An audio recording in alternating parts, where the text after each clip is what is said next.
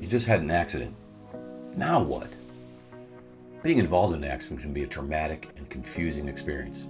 With the aftermath of the accident, it's important to know if you're required to take a post-accident drug or alcohol test per the Department of Transportation.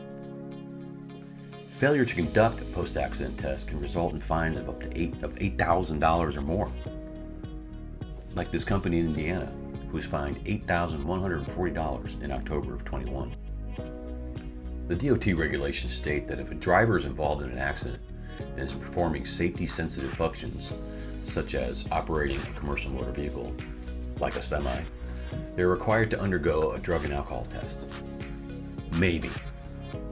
Let's see if we can figure out if and when you need to take a test. Whoa, that looks confusing. Imagine trying to figure that out right after being in an accident, of any kind. Let's look at an example and apply the decision tree. First off, and very simple, if the accident resulted in a fatality of any of the people involved, then a driver is required to take a drug and alcohol test immediately. As long as he's alive. The FMC does not require drug or alcohol testing of a dead person. They actually state that in the regulations. If the driver was not cited for anything, then there's no need for any testing. Of course, refer to your company policy and follow the instructions for what to do after any accident involving an employee in a company vehicle. Well, here come the cops. There are times when the law enforcement investigation can take a long time, and a citation may not be given to the driver right away. Now, it's best to conduct an alcohol test within the first 2 hours of the accident. But if a citation is not given within 8 hours, stop trying to conduct an alcohol test.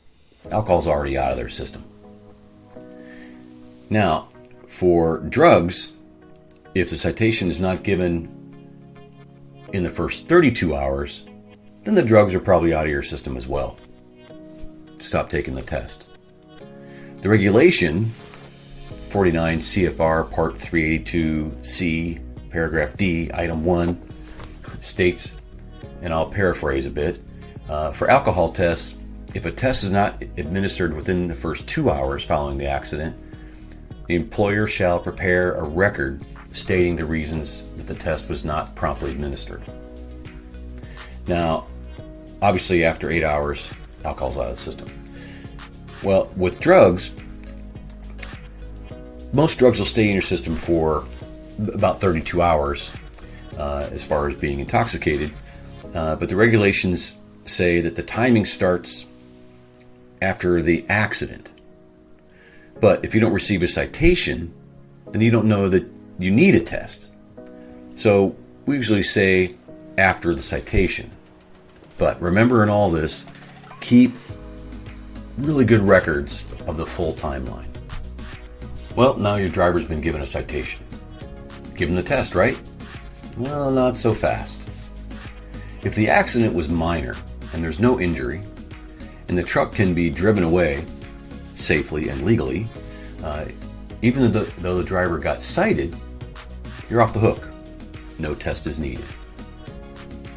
Oh my! Hope everyone's okay.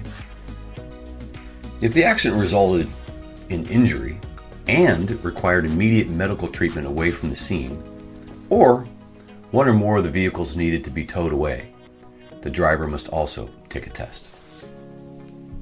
Whew! Okay, that's it. In addition, it's important to note that refusing to take the test or testing positive for drugs and/or alcohol will be reported to the DOT on the FMCSA clearinghouse and the driver's employer, and will result in the suspension of your CDL. It could also result in termination of your employment. Regardless of which of these scenarios transpires, detailed record keeping of the facts and the timeline is very important. By understanding the DOT's regulations and taking the appropriate steps after an accident, you can help ensure the safety of yourself and all those around you.